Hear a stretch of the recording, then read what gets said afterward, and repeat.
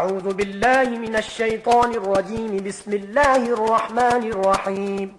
ربما يود الذين كفروا لو كانوا مسلمين ذرهم يأكلوا ويتمتعوا ويلههم الأمل فسوف يعلمون وما أهلكنا من قرية إلا ولها كتاب معلوم ما تسبق من أمة أجلها وما يستأخرون. وقالوا يا أيها الذي نزل عليه الذكر إنك لمجنون لو ما تأتينا بالملائكة إن كنت من الصادقين ما ننزل الملائكة إلا بالحق وما كانوا إذا منظرين إنا نحن نزلنا الذكر وإنا له لحافظون. ولقد أرسلنا من قبلك في شيع الأولين وما يأتيهم من رسول إلا كانوا به يستهزئون. كذلك نسلكه في قلوب المجرمين لا يؤمنون به وقد خلت سنة الأولين.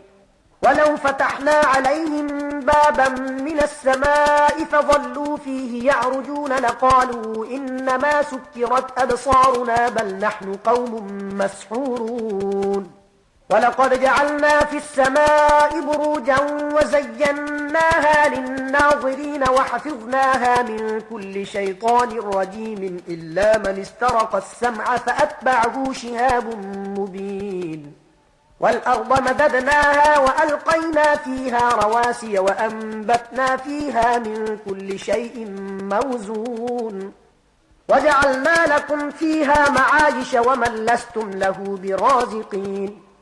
وإن من شيء إلا عندنا خزائنه وما ننزله إلا بقدر معلوم.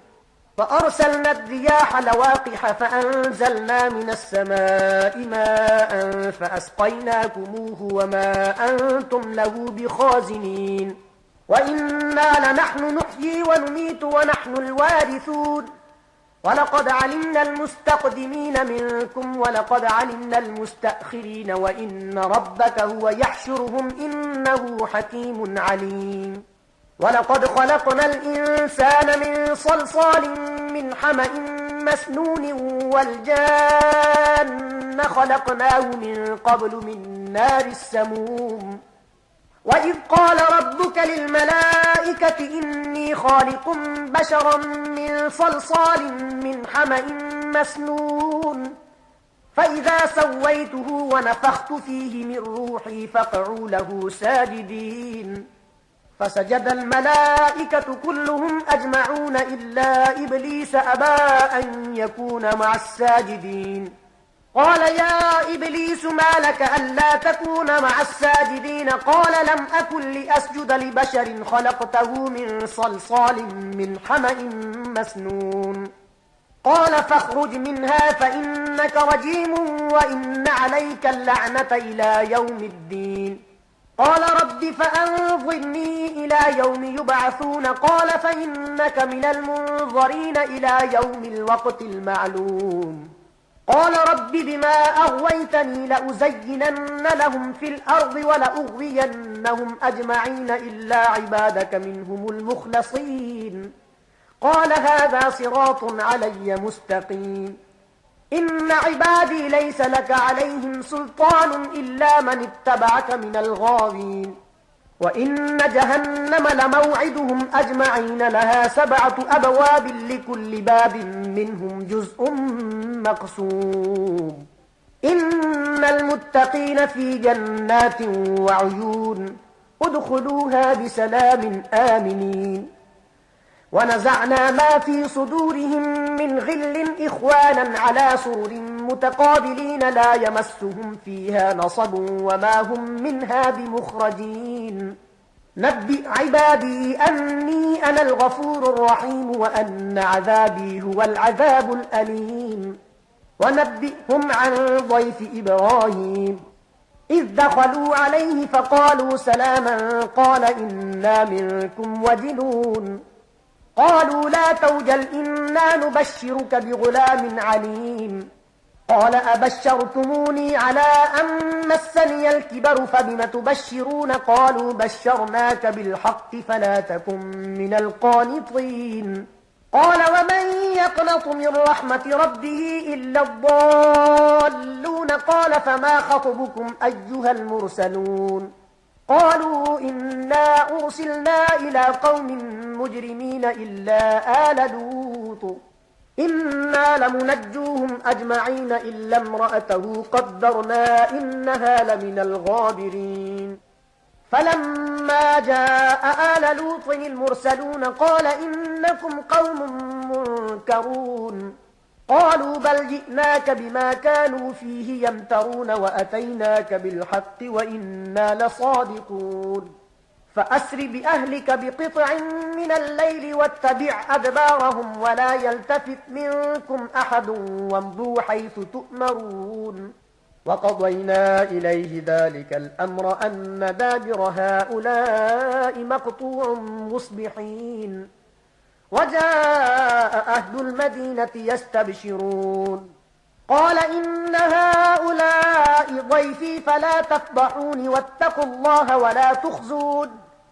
قالوا أولم ننهك عن العالمين قال هؤلاء بناتي إن كنتم فاعلين لعمرك إنهم لفي سكرتهم يعمهون فأخذتهم الصيحة مشرقين فجعلنا عاليها سافلها وأمطرنا عليهم حجارة من سجيل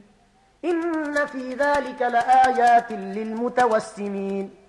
وإنها لبسبيل مقيم إن في ذلك لآية للمؤمنين وإن كان أصحاب الأيكة لظالمين فانتقمنا منهم وإنهما لبإمام مبين ولقد كذب أصحاب الحجر المرسلين وآتيناهم آياتنا فكانوا عنها معرضين وكانوا ينحتون من الجبال بيوتا آمنين فأخذتهم الصيحة مصبحين فما أغنى عنهم ما كانوا يكسبون وما خلقنا السماوات والأرض وما بينهما إلا بالحق وإن الساعة لآتية فاصفح الصفح الجميل إن ربك هو الخلاق العليم ولقد آتيناك 7 من المثاني والقرآن العظيم لا تمدن عينيك إلى ما متعنا به أزواجا منهم ولا تحزن عليهم واخفض جناحك للمؤمنين وقل إني أنا النذير المبين كما أنزلنا على المقتسمين الذين جعلوا القرآن عضين فوربك لنسألنهم أجمعين عما كانوا يعملون فاصدع بما تؤمر وأعرض عن المشركين إنا كفيناك المستهزئين الذين يجعلون مع الله إلها آخر فسوف يعلمون ولقد نعلم أنك يضيق صدرك بما يقولون فسبح بحمد ربك وكن من الساجدين واعبد ربك حتى يأتيك اليقين بسم الله الرحمن الرحيم أتى أمر الله فلا تستعجلوه سبحانه وتعالى عما يشركون ينزل الملائكة بالروح من أمره على من يشاء من عباده أن أنذروا أنه لا إله إلا أنا فاتقون خلق السماوات والأرض بالحق تعالى عما يشركون خلق الإنسان من نطفة فإذا هو خصيم مبين والأنعام خلقها لكم فيها دفء ومنافع ومنها تأكلون ولكم فيها جمال حين تريحون وحين تسرحون وتحمل أثقالكم إلى بلد لم تكونوا بالغيه إلا بشق الأنفس إن ربكم لرؤوف رحيم والخيل والبغال والحمير لتركبوها وزينة ويخلق ما لا تعلمون وعلى الله قصد السبيل ومنها جائر ولو شاء لهداكم أجمعين هو الذي أنزل من السماء ماء لكم منه شراب ومنه شجر فيه تسيمون ينبت لكم به الزرع والزيتون والنخيل والأعناب ومن كل الثمرات إن في ذلك لآية لقوم يتفكرون وسخر لكم الليل والنهار والشمس والقمر والنجوم مسخرات بأمره إن في ذلك لآيات لقوم يعقلون وما ذرأ لكم في الأرض مختلفا ألوانه إن في ذلك لآية لقوم يذكرون وهو الذي سخر البحر لتأكلوا منه لحما طريا وتستخرجوا منه حلية تلبسونها وترى الفلك مواخر فيه ولتبتغوا من فضله ولعلكم تشكرون وألقى في الأرض رواسي أن تميد بكم وأنهارا وسبلا لعلكم تهتدون وعلامات وبالنجم هم يهتدون أفمن يخلق كمن لا يخلق أفلا تذكرون وإن تعدوا نعمة الله لا تحصوها إن الله لغفور رحيم والله يعلم ما تسرون وما تعلنون والذين يدعون من دون الله لا يخلقون شيئا وهم يخلقون أموات غير أحياء وما يشعرون أيان يبعثون إلهكم إله واحد فالذين لا يؤمنون بالآخرة قلوبهم منكرة وهم مستكبرون لا جرم أن الله يعلم ما يسرون وما يعلنون إنه لا يحب المستكبرين وإذا قيل لهم ماذا أنزل ربكم قالوا أساطير الأولين ليحملوا أوزارهم كاملة يوم القيامة ومن أوزار الذين يضلونهم بغير علم ألا ساء ما يزرون قد مكر الذين من قبلهم فأتى الله بنيانهم من القواعد فخر عليهم السقف من فوقهم وأتاهم العذاب من حيث لا يشعرون ثم يوم القيامة يخزيهم ويقول أين شركائي الذين كنتم تشاقون فيهم قال الذين أوتوا العلم إن الخزي اليوم والسوء على الكافرين الذين تتوفاهم الملائكة ظالمي أنفسهم فألقوا السلم ما كنا نعمل من سوء بلى إن الله عليم بما كنتم تعملون فادخلوا أبواب جهنم خالدين فيها فلبئس مثوى المتكبرين وقيل للذين اتقوا ماذا أنزل ربكم قالوا خيرا للذين أحسنوا في هذه الدنيا حسنة ولدار الآخرة خير ولنعم دار المتقين جنات عدن يدخلونها تجري من تحتها الأنهار لهم فيها ما يشاءون كذلك يجزي الله المتقين الذين تتوفاهم الملائكة طيبين يقولون سلام عليكم ادخلوا الجنة بما كنتم تعملون هل ينظرون إلا أن تأتيهم الملائكة أو يأتي أمر ربك كذلك فعل الذين من قبلهم وما ظلمهم الله ولكن كانوا أنفسهم يظلمون فأصابهم سيئات ما عملوا وحاق بهم ما كانوا به يستهزئون وقال الذين أشركوا لو شاء الله ما عبدنا من دونه من شيء نحن ولا آباؤنا ولا حرمنا من دونه من شيء كذلك فعل الذين من قبلهم فهل على الرسل إلا البلاغ المبين ولقد بعثنا في كل أمة رسولا أن اعبدوا الله واجتنبوا الطاغوت فمنهم من هدى الله ومنهم من حقت عليه الضلالة فسيروا في الأرض فانظروا كيف كان عاقبة المكذبين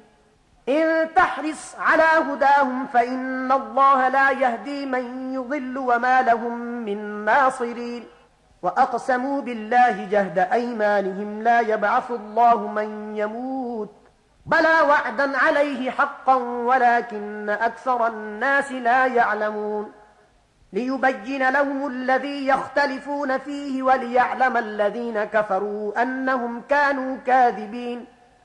إنما قولنا لشيء إذا أردناه أن نقول له كن فيكون والذين هاجروا في الله من بعد ما ظلموا لنبوئنهم في الدنيا حسنة ولأجر الآخرة أكبر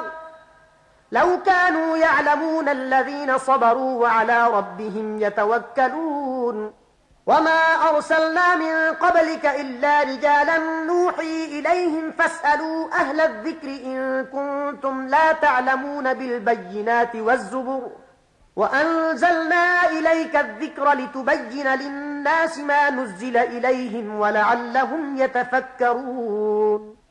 أفأمن الذين مكروا السيئات أن يخسف الله بهم الأرض أو يأتيهم العذاب من حيث لا يشعرون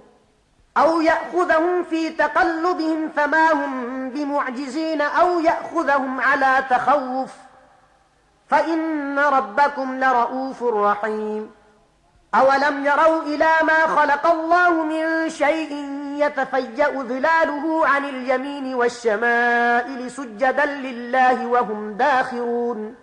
ولله يسجد ما في السماوات وما في الأرض من دابة والملائكة وهم لا يستكبرون يخافون ربهم من فوقهم ويفعلون ما يؤمرون. وقال الله لا تتخذوا إلهين اثنين إنما هو إله واحد فإياي فارهبون. وله ما في السماوات والأرض وله الدين واصبا أفغير الله تتقون. وما بكم من نعمة فمن الله ثم إذا مسكم الضر فإليه تجأرون. ثم إذا كشف الضر عنكم إذا فريق منكم بربهم يشركون ليكفروا بما آتيناهم فتمتعوا فسوف تعلمون. ويجعلون لما لا يعلمون نصيبا مما رزقناهم تالله لتسألن عما كنتم تفترون. ويجعلون لله البنات سبحانه ولهم ما يشتهون. وإذا بشر أحدهم بالأنثى ظل وجهه مسودا وهو كظيم يتوارى من القوم من سوء ما بشر به أيمسكه على هون أم يدسه في التراب ألا ساء ما يحكمون. للذين لا يؤمنون بالآخرة مثل السوء ولله المثل الأعلى وهو العزيز الحكيم. ولو يؤاخذ الله الناس بظلمهم ما ترك عليها من دابة ولكن يؤخرهم إلى أجل مسمى فإذا جاء أجلهم لا يستأخرون ساعة ولا يستقدمون. ويجعلون لله ما يكرهون وتصف ألسنتهم الكذب أن لهم الحسنى لا جرم أن لهم النار وأنهم مفرطون. تالله لقد أرسلنا إلى من قبلك فزين لهم الشيطان أعمالهم فهو وليهم اليوم ولهم عذاب أليم. وما أنزلنا عليك الكتاب إلا لتبين لهم الذي اختلفوا فيه وهدى ورحمة لقوم يؤمنون. والله أنزل من السماء ماء فأحيا به الأرض بعد موتها إن في ذلك لآية لقوم يسمعون. وإن لكم في الأنعام لعبرة نسقيكم مما في بطونه من بين فرث ودم لبنا خالصا سائغا للشاربين. ومن ثمرات النخيل والأعناب تتخذون منه سكرا ورزقا حسنا إن في ذلك لآية لقوم يعقلون. وأوحى ربك إلى النحل أن اتخذي من الجبال بيوتا ومن الشجر ومما يعرشون ثم كلي من كل الثمرات فاسلكي سبل ربك ذللا يخرج من بطونها شراب مختلف ألوانه فيه شفاء للناس إن في ذلك لآية لقوم يتفكرون.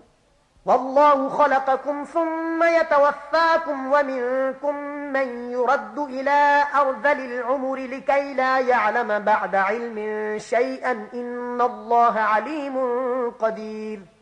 والله فضل بعضكم على بعض في الرزق فما الذين فضلوا براد رزقهم على ما ملكت أيمانهم فهم فيه سواء أفبنعمة الله يجحدون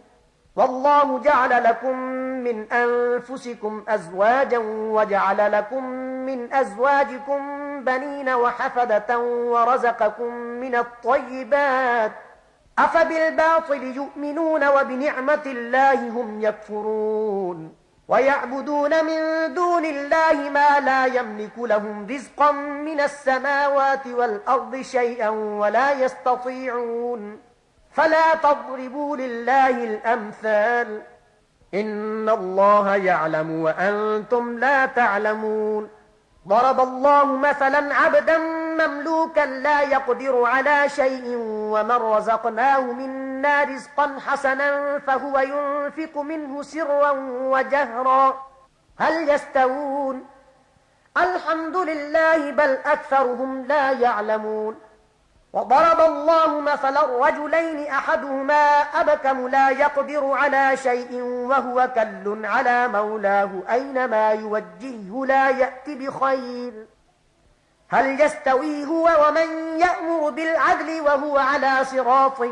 مستقيم ولله غيب السماوات والأرض وما أمر الساعة إلا كلمح البصر أو هو أقرب إن الله على كل شيء قدير والله أخرجكم من بطون أمهاتكم لا تعلمون شيئا وجعل لكم السمع والأبصار والأفئدة لعلكم تشكرون ألم يروا إلى الطير مسخرات في جو السماء ما يمسكهن إلا الله إن في ذلك لآيات لقوم يؤمنون والله جعل لكم من بيوتكم سكنا وجعل لكم من جلود الأنعام بيوتا تستخفونها يوم ظعنكم ويوم إقامتكم ومن أصوافها وأوبارها وأشعارها أثاثا ومتاعا إلى حين والله جعل لكم مما خلق ظلالا وجعل لكم من الجبال أكنانا وجعل لكم سرابيل تقيكم الحر وسرابيل تقيكم بأسكم كذلك يتم نعمته عليكم لعلكم تسلمون فإن تولوا فإنما عليك البلاغ المبين يعرفون نعمة الله ثم ينكرونها وأكثرهم الكافرون ويوم نبعث من كل أمة شهيدا ثم لا يؤذن للذين كفروا ولا هم يستعتبون وإذا رأى الذين ظلموا العذاب فلا يخفف عنهم ولا هم ينظرون وإذا رأى الذين أشركوا شركاءهم قالوا ربنا هؤلاء شركاؤنا الذين كنا ندعو من دونك فألقوا إليهم القول إنكم لكاذبون وألقوا إلى الله يومئذ السلم وضل عنهم ما كانوا يفترون الذين كفروا وصدوا عن سبيل الله زدناهم عذابا فوق العذاب بما كانوا يفسدون ويوم نبعث في كل أمة شهيدا عليهم من أنفسهم وجئنا بك شهيدا على هؤلاء ونزلنا عليك الكتاب تبيانا لكل شيء وهدى ورحمة وبشرى للمسلمين إن الله يأمر بالعدل والإحسان وإيتاء ذي القربى وينهى عن الفحشاء والمنكر والبغي يعظكم لعلكم تذكرون وأوفوا بعهد الله إذا عاهدتم ولا تنقضوا الأيمان بعد توكيدها وقد جعلتم الله عليكم كفيلا إن الله يعلم ما تفعلون ولا تكونوا كالتي نقضت غزلها من بعد قوة أنكاثا تتخذون أيمانكم دخلا بينكم أن تكون أمة هي أربى من أمة إنما يبلوكم الله به وليبينن لكم يوم القيامة ما كنتم فيه تختلفون ولو شاء الله لجعلكم أمة واحدة ولكن يضل من يشاء ويهدي من يشاء ولتسألن عما كنتم تعملون ولا تتخذوا أيمانكم دخلا بينكم فتزل قدم بعد ثبوتها وتذوقوا السوء بما صددتم عن سبيل الله ولكم عذاب عظيم ولا تشتروا بعهد الله ثمنا قليلا إنما عند الله هو خير لكم إن كنتم تعلمون ما عندكم ينفد وما عند الله باق ولنجزين الذين صبروا أجرهم بأحسن ما كانوا يعملون من عمل صالحا من ذكر أو أنثى وهو مؤمن فلنحيينه حياة طيبة ولنجزينهم أجرهم بأحسن ما كانوا يعملون فإذا قرأت القرآن فاستعذ بالله من الشيطان الرجيم إنه ليس له سلطان على الذين آمنوا وعلى ربهم يتوكلون إنما سلطانه على الذين يتولونه والذين هم به مشركون وإذا بدلنا آية مكان آية والله أعلم بما ينزل قالوا إنما أنت مفتر بل أكثرهم لا يعلمون قل نزله روح القدس من ربك بالحق ليثبت الذين آمنوا وهدى وبشرى للمسلمين ولقد نعلم أنهم يقولون إنما يعلمه بشر لسان الذي يلحدون إليه أعجمي وهذا لسان عربي مبين إن الذين لا يؤمنون بآيات الله لا يهديهم الله ولهم عذاب أليم إنما يفتري الكذب الذين لا يؤمنون بآيات الله وأولئك هم الكاذبون من كفر بالله من بعد إيمانه إلا من أكره وقلبه مطمئن بالإيمان ولكن من شرح بالكفر صدرا فعليهم غضب من الله ولهم عذاب عظيم ذلك بأنه مستحب الحياة الدنيا على الآخرة وأن الله لا يهدي القوم الكافرين أولئك الذين طبع الله على قلوبهم وسمعهم وأبصارهم وأولئك هم الغافلون لا جرم أنهم في الآخرة هم الخاسرون ثم إن ربك للذين هاجروا من بعد ما فتنوا ثم جاهدوا وصبروا إن ربك من بعدها لغفور رحيم يوم تأتي كل نفس تجادل عن نفسها وتوفى كل نفس ما عملت وهم لا يظلمون وضرب الله مثلا قرية كانت آمنة مطمئنة يأتيها رزقها رغدا من كل مكان فكفرت بأنعم الله فأذاقها الله لباس الجوع والخوف بما كانوا يصنعون ولقد جاءهم رسول منهم فكذبوه فأخذهم العذاب وهم ظالمون فكلوا مما رزقكم الله حلالا طيبا واشكروا نعمة الله إن كنتم إياه تعبدون إنما حرم عليكم الميتة والدم ولحم الخنزير وما أهل لغير الله به فمن اضطر غير باغ ولا عاد فإن الله غفور رحيم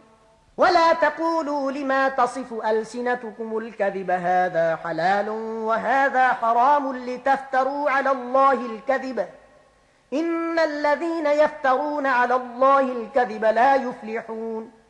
متاع قليل ولهم عذاب أليم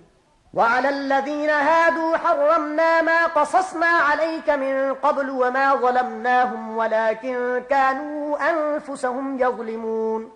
ثم إن ربك للذين عملوا السوء بجهالة ثم تابوا من بعد ذلك وأصلحوا إن ربك من بعدها لغفور رحيم إن إبراهيم كان أمة قانتا لله حنيفا ولم يك من المشركين شاكرا لأنعمه